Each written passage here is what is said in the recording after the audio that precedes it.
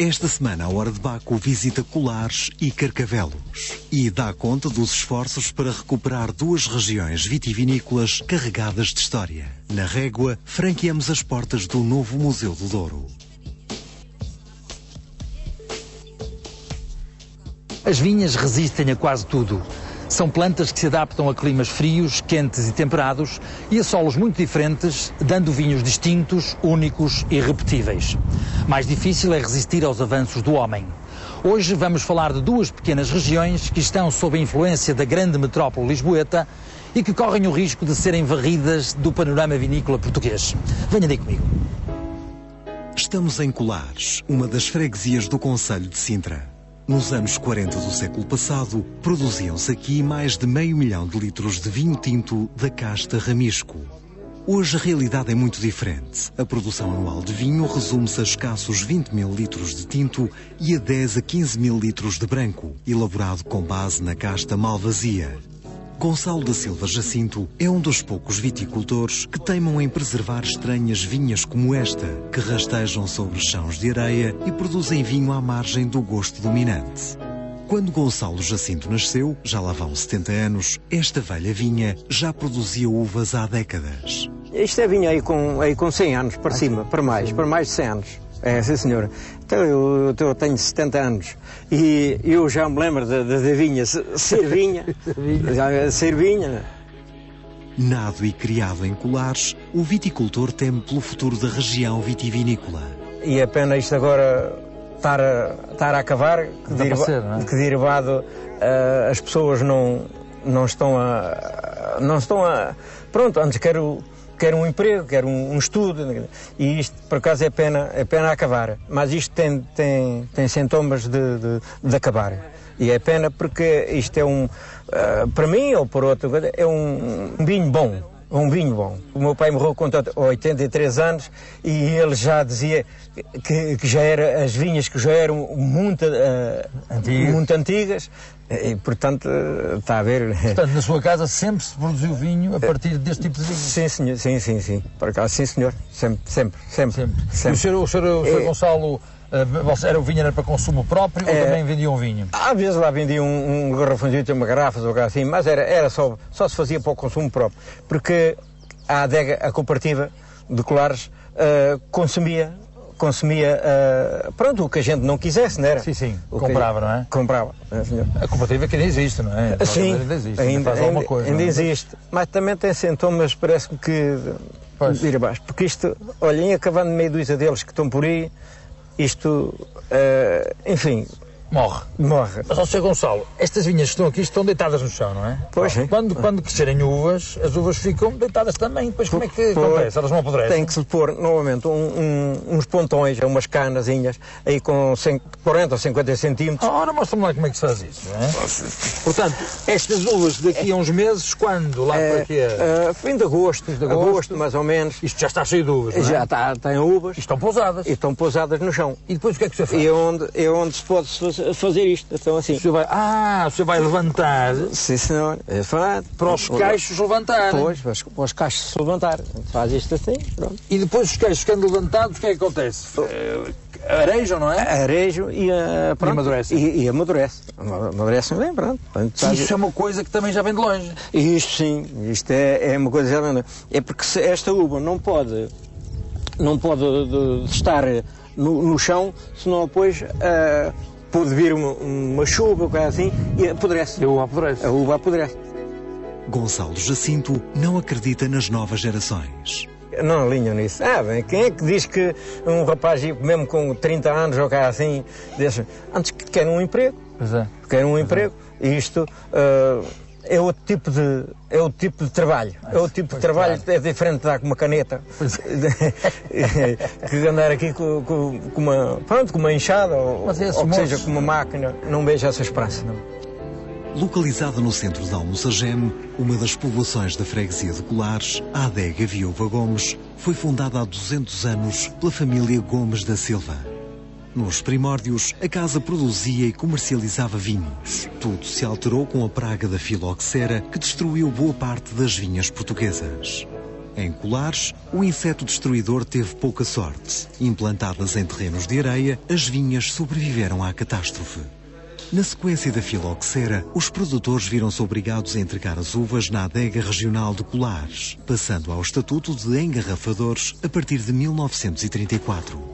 Nas últimas décadas, a vitivinicultura tem sofrido os efeitos de uma enorme pressão urbanística. O decréscimo da produção deve-se basicamente à pressão urbanística, a alguma pressão urbanística que houve.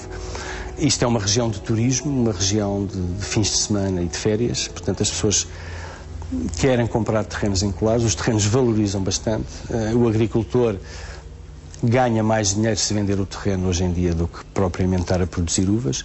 Aliado a isso também a dificuldade de trabalhar os terrenos de areia, que é difícil trabalhar, também estamos numa zona onde não há dificuldade em mão de obra. Portanto, é uma zona cara em todos os aspectos, portanto é difícil fazer vinho nesta zona.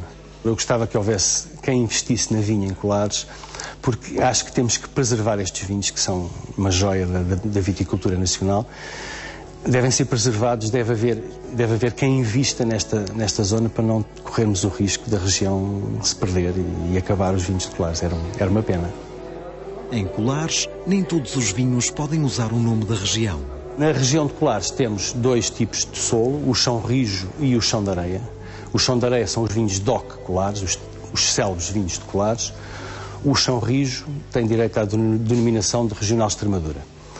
No DOC Colares de chão de areia, no tinto, temos a casta Ramisco obrigatoriamente em 80%. Nos brancos, Malvasia também em 80%.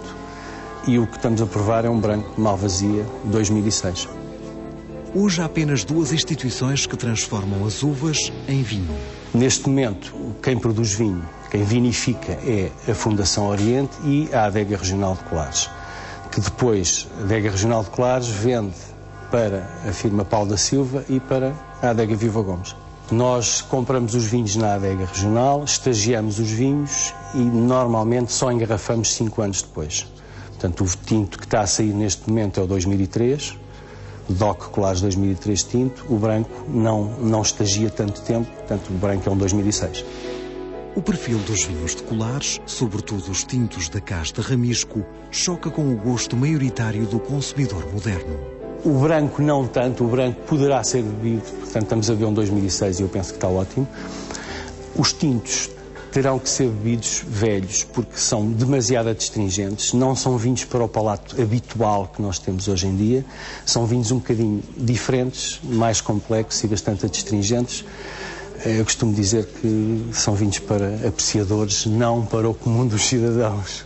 São vinhos duros, taninosos, pouco frutados, embora mais complexos. Portanto, não é um vinho de moda, digamos assim, é um vinho para um nicho de mercado. De cor granada médio, este tinto de Colares tem aromas de torrefação e ligeiro couro, pimenta e cereja em passa, fruto seco, tabaco e bálsamos. Muito complexo e em crescimento, tem boca austera e corpo elegante, de tato fresco e alongado. Vai bem com caça de penas no forno. Vendido a cerca de 10 euros a garrafa, há quem compre um vinho tão diferente e tão difícil? Ainda há apreciadores para o vinho de Colares, felizmente. Fazemos provas de vinhos com grupos turistas, fazemos algumas atividades, nomeadamente pôr as pessoas a engarrafar vinho, fazemos as refeições, mas basicamente o grosso são as provas de vinhos com grupos turistas, nacionais ou estrangeiros. Este branco de Malvasia tem aromas vivos de maçã assada e tropicais, em fundo iodado, com fundos de maresia e tostados. Untuoso e denso, ligeiramente rústico, tem tato fresco e longo final, com sugestões de sais. Vinho para durar acompanha pratos de bacalhau. Hélder Cunha, um dos obreiros do projeto Casca Wines, dispõe-se a contrariar o desalento de velhos viticultores como Gonçalo Jacinto e quer provar com a sua primeira produção de 700 garrafas do branco de Colares que o declínio pode ser travado. O enólogo tem uma relação sentimental com a região. O conceito da empresa, da Casca Wines, penso que nasce um pouco ligado a Colares. Eu e o meu sócio somos daqui, crescemos aqui, em Cascais e na Praia Grande, e portanto, a nossa adolescência, isto faz parte de nós, este crescimento.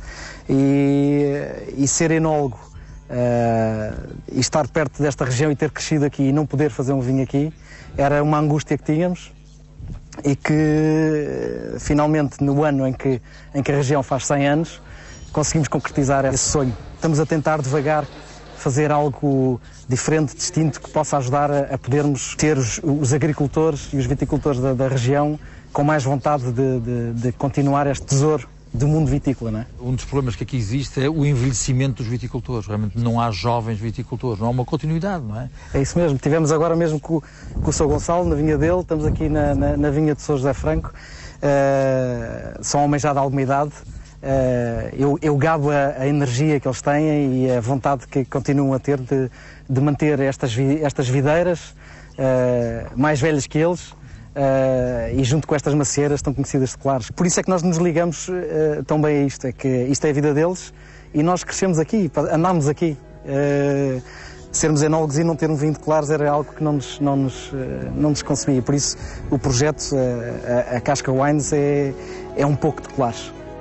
Mais conhecida pelos tintos da casta Ramisco, Colares tem também grande potencial para vinhos brancos. O termos pegado na malvasia de Colares foi também outro desafio. Numa região em que o Ramisco é a casta rainha mais conhecida, pegar na malvasia foi também um desafio, porque os nevoeiros matinais que nós fomos apanhando enquanto crescíamos, eu chegar à praia e não poder entrar porque está frio, em pleno verão, faz, na nossa opinião, de Colares uma região com potencial para brancos enorme. O projeto Casca Wines não se esgota nos vinhos de Colares. Estamos em Colares, estamos no Ribatejo, estamos no Douro, temos um pouco no Alentejo. A ideia foi essa, foi ir a cada uma das regiões e poder trazer o melhor que elas têm, procurar, pesquisar.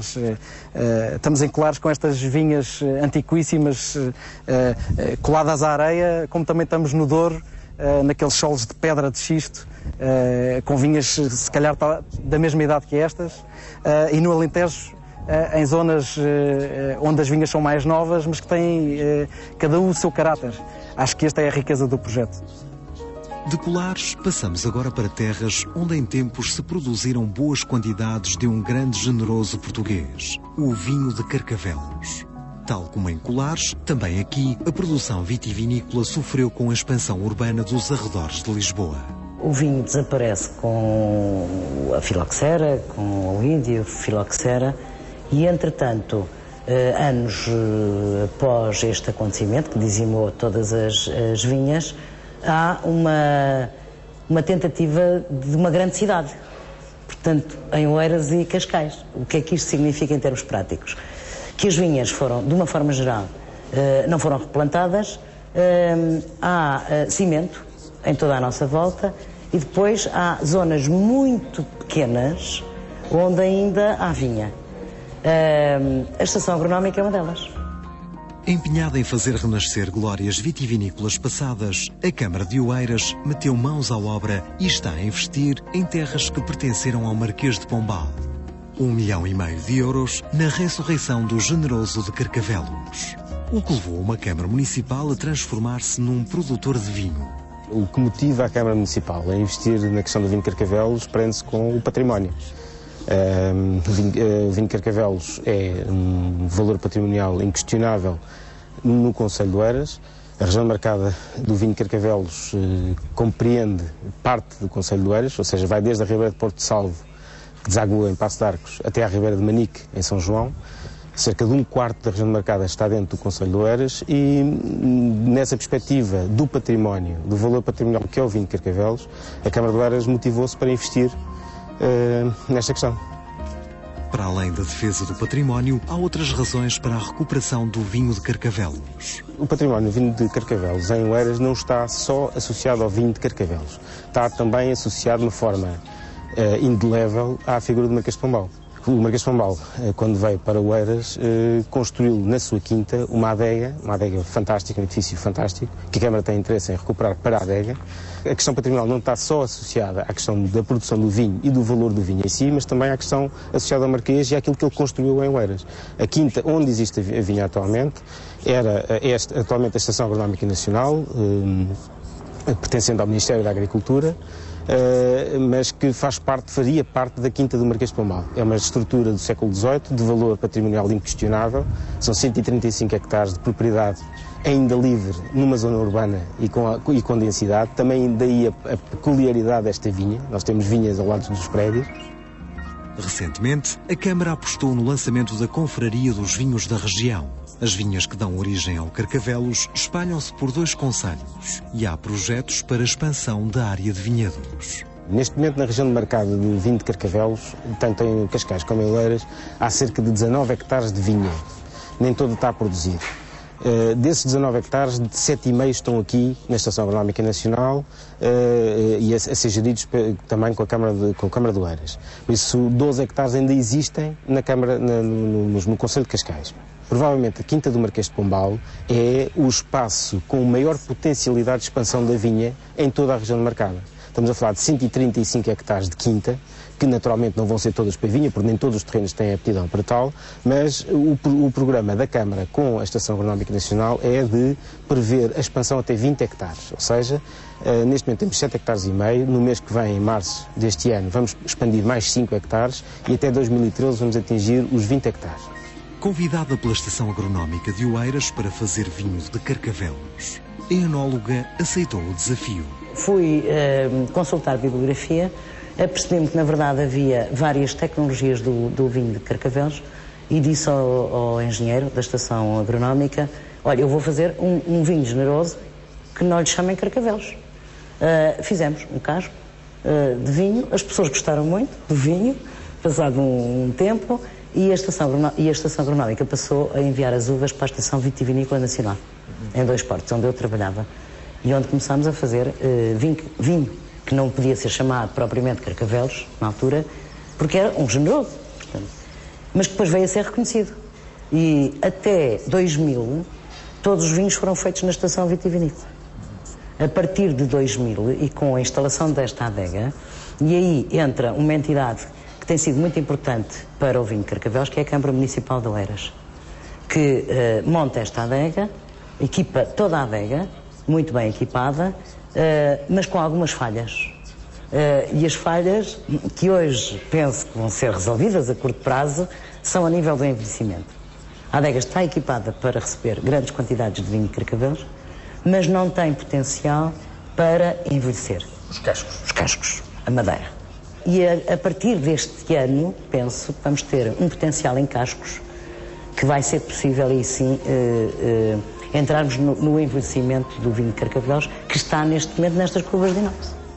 Numa região mais ligada aos brancos, a técnica de enologia está a experimentar a vinificação de uvas tintas. Antigamente havia só brancos. Nos últimos anos entramos no mundo dos tintos, fundamentalmente com a casta Castelão, antigamente também e ainda em decreto-lei periquita, estamos a fazer tintos. Já temos algum tinto envelhecido, muito pouco também, por problema dos cascos, mas já temos algum tinto envelhecido que, pelo menos os apreciadores, têm dito bastante bem e gostam.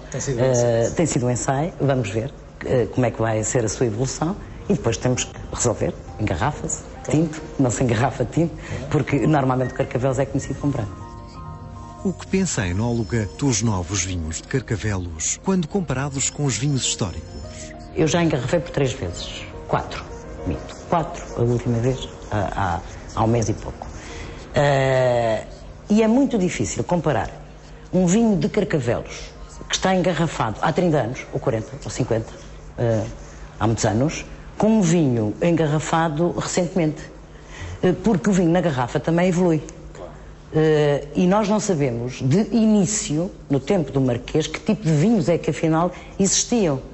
Não há documentação suficiente para dizermos este vinho é exatamente aquele que se fabricava no tempo do Marquês de Pombal. Não é possível isso acontecer. A adega do Marquês fica aqui muito perto. Ainda tem toda a estrutura montada do antigamente, A pizza era a pés. E hoje é feita, portanto, numa máquina. Portanto, mecanicamente. E logo aí há muitas diferenças, porque o pisar de pés, por exemplo, é muito mais suave. Em Colares e Carcavelos, há quem teima em preservar grandes vinhos cheios de história e de caráter.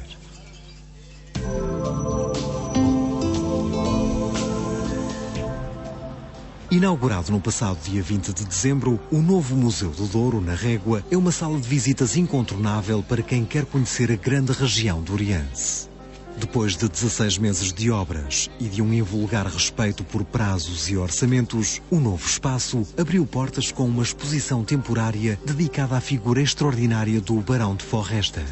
O homem era de tal maneira interessante que teve uma abordagem ao Douro, uma abordagem científica, quer do ponto de vista económico, quer do ponto de vista fitológico, quer do ponto de vista artístico também, quer dizer, um grande pintor, que se revela um bocado nesta exposição, fez os mapas admiráveis, não é, sobre o Douro. Os primeiros grandes mapas do Douro de divulgação do território foram feitos por ele, né, portanto, na cartografia, na fotografia e depois na luta pela dignidade do Douro. Um homem que lutou contra a falsificação do vinho do Porto, com as suas teorias, com as suas doutrinas, ultrapassadas ou não, utópicas ou não, foi um homem que lutou imenso. E depois teve um papel preponderante na internacionalização do Douro. Ele dizia que o Caixão da Baleira era o sítio mais romântico do mundo. Isto é também uma hipérbole romântica, não é? Uma pessoa que anuncia que o sítio mais romântico do mundo é o sítio onde vai morrer. Portanto, ele era realmente um estudioso. E ele viveu cá há 30 anos. E foram 30 anos que uma pessoa não consegue imaginar, com os meios postos à altura, como é que conseguiu abarcar de A a Z tanta coisa. A exposição reflete as múltiplas facetas do barão inglês. O homem era de tal maneira polifacetado que deu origem a uma exposição eclética, com pintura, com gravura, com fotografia, com cartografia admirável, com literatura sobre e do barão também de Forrester. Portanto, deu origem à vida de um homem. Em complemento do núcleo museológico principal, o antigo Armazém 43, também na cidade da Régua, alberga uma exposição permanente sobre o Douro vinheteiro. E em Taboaço funciona desde janeiro passado o Museu do Imaginário, o primeiro núcleo do Museu do Douro. Aberto de terça a domingo, o novo Museu da Régua recebe visitas das 10 às 18 horas. O programa está quase a acabar, mas ainda tive tempo para fazer uma visita ao restaurante Monserrate do Hotel Tivoli Sintra, aqui na belíssima vila de Sintra, para vos propor um prato muito elegante, aliás, que condiz com toda esta paisagem, toda esta região. Uns miminhos de salmão envoltos em bacon, com batata alourada e uns legumes, e que vou acompanhar com um vinho de uma região aqui bem perto, Colares. Neste caso, um Colares de Chitas branco de 97. Um Colares, um vinho tradicional, um vinho antigo, um vinho que fez história, que infelizmente esteve quase a desaparecer, mas que felizmente ainda há quem consiga produzir e quem tenha vontade de o levar por diante. Esperemos que assim seja, esperemos que não deixem, que haja o bom senso de não deixar a desaparecer este emblema dos vinhos portugueses, dos grandes vinhos portugueses. Um vinho branco com esta cor, um vinho muito aromático, muito elegante, que vai fazer um casamento perfeito com os miminhos de salmão. Despeço-me até ao próximo programa. À vossa saúde.